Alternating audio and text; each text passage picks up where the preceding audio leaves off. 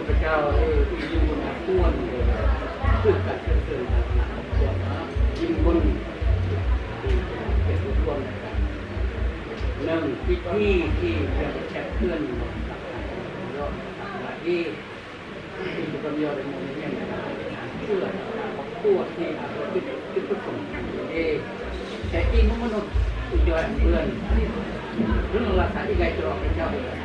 ก็จากแนวยากสำหรับที่เราเชื่อดีเชื่อและวางใจนะครับต้องการจริงเลยที่เรามีอธิษฐานพอจากสารเสนโมทนาพระเดชคุณพระนามแห่งพระบิดาพุทธปัญญาบริสุทธิ์องค์วันเจ้าองค์ที่ยิ่งใหญ่องค์ที่สมควรมุกน้อยที่เมื่อก่อนพระเจ้าจะกายเคารพและยกย่องพระเจ้าเป็นไม่องค์นี้เพราะพระเจ้าผู้ทรงสร้างสิ่งสารพัดสิ่งใหญ่ของโลกเกิดขึ้นโดยสีพระหัตถ์พระเจ้าอันมนุษย์องค์ไรสนใจพระเจ้าพระบิดาผู้กราบตอน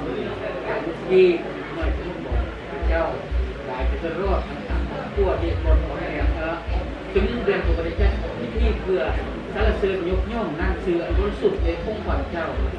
พระเจ้าทรงใจยักษ์ทางการก่อนพระเจ้าโอกาสเวลาที่เพื่อตอบในการอธิษฐานและการที่คุณยิ่งบนอันส่วนในการต้องทรงผ่านการปั้วองค์น้อยรักพันธ์อย่างร้อนเสือและเกิดพระเจ้าที่ทำการพระเจ้าและทำการของพระเจ้าโอกาสเวลาที่พระเจ้าพระบิดาเสือและเกิดพระเจ้าเตรียมโต๊ะในการอธิษฐานในการพ่อจากทางการคนโดยเฉพาะสิ่งที่เพื่อนบริการอาจารย์ยอดสมุทรเอกคอนแฮมยิ่งวนจงประสบขึ้นผลเป็นรอดเย่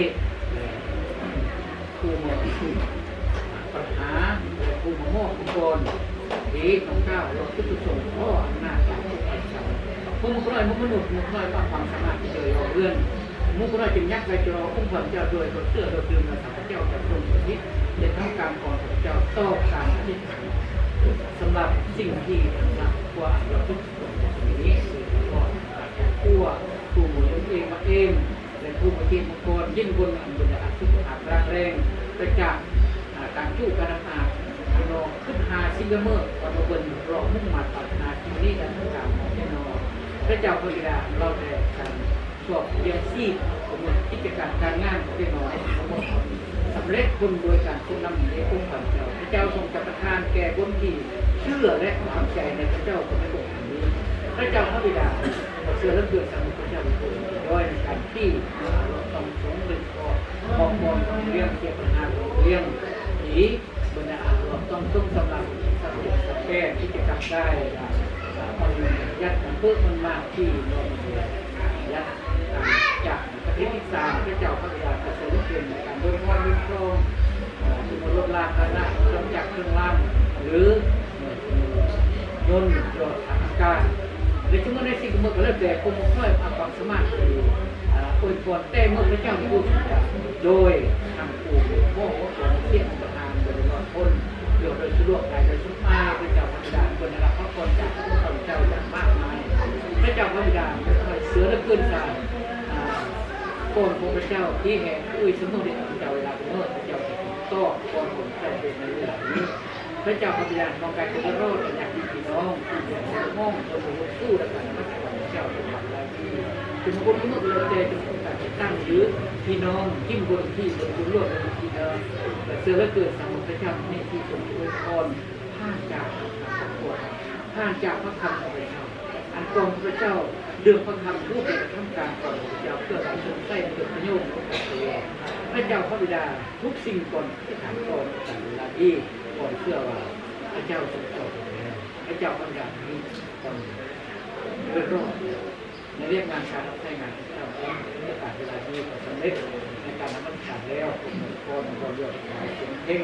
แต่บางยอดเองยังพระคำซึ่งผ่านตัวใส่เราเริ่มย่อโดยมันไม่กลมย่อในการอธิษฐานเพื่อจะทำผลตัวที่เราทุกคนสำเร็จแล้วยิ่งแนวคือทุกคนพระเจ้าเป็นรับเกียรติจากติ้งบน พระเจ้าพระบิดามีความเป็นยุติในการนมัสการต่อการเวลาดี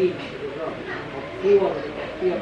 ต่อปะอาหารเพื่อต้อนรับแขกคนที่จะมาของแบบทุกน้ำอันนี้เป็นสุดเรียนทั้งกายการโคมาเรื่องในการที่จะดำเนินชีวิตแบบใช้งานเป็นความเจ้าในสัตว์โดยรวมพระเจ้าพระบิดาในทุกสิ่งคนผ่านป่าเยี่ยมแนวในการต้องต้นตัวและที่เราผู้ในนามซื่อใน